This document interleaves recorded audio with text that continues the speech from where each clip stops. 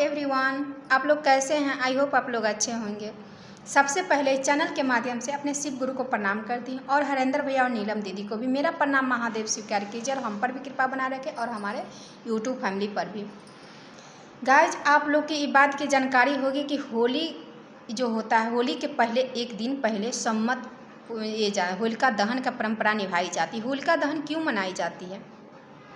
आप लोग की ये बात की जानकारी सबको है, क्योंकि पहले जानकारी नहीं थी। अब इंटरनेट का ज़माना हो गया तो घर घर में सबको मालूम है कि घर बैठे ही पूरा चीज़ मालूम हो जाता है। सब कुछ सुन करके, जो नहीं पढ़े लिखे वो भी सुन करके पता माने हो जाता है होलिका क्यों मनाया जाता है। और वो बूढ़े बुजुर्ग लोग तो और भी जानते हैं उनके होली काहे खेला जाता है, क्यों मनाया जाता है, ये सब जानते हैं। तो उसका छोटा सा हम आप एक बोल रही हूँ कि हिरण्यकश्यप नाम का एक असुर रहते थे। उनका पुत्र प्रहलाद थे। प्रहलाद वो जब उनकी माता प्रहलाद की माँ जब गर्भ में थी, माने वो प्रहलाद जब माँ के पेट में जब थे, तो उस वक्त उनकी माँ अपने वो भगवान को बहुत, विष्णु भगवान को बहुत पूजा पाठ करती थी, बहुत ज़्यादा पूजा पाठ करते थे। इससे उनके पति हिरण्यकश्यप जो थे असुर, उनके पत्नी को बहुत अत्याचार करते थे। बोलते थे कि नहीं, तुम ये भगवान को मत मानो, लेकिन ये जरूर मानती थी भगवान को। नारायण विष्णु भगवान को बहुत पूजा करते थे, जिसके कारण उनका पुत्र प्रहलाद जब जन्म लिया तो समझिए उन्हीं का अवतार है, भगवान विष्णु का ही अवतार प्रहलाद भगवान है।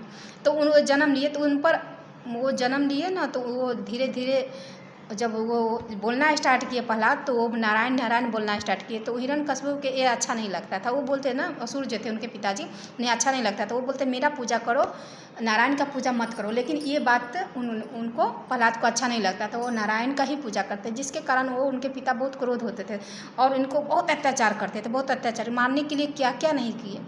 पहाड़ों पर से गिरा दिए, बहुत भारी वजन डाल के जैसे हाथी उथी शरीर पर चलवा दिए, बहुत अत्याचार किए, लेकिन फिर भी नहीं मरे। वो तो भगवान थे, तो कैसे मरते, तो नहीं मरे। उसके बाद क्या हुआ ना कि एक रोज़ वो सोचे कि उनकी बहन जो ये जो होलिका की फुआ जो थी, उसकी बुआ जो है, बुआ को वरदान मिला हुआ था एक चादर ओढ़ करके जब होलिका आग में प्रवेश करें ना तो वो जलेंगे नहीं।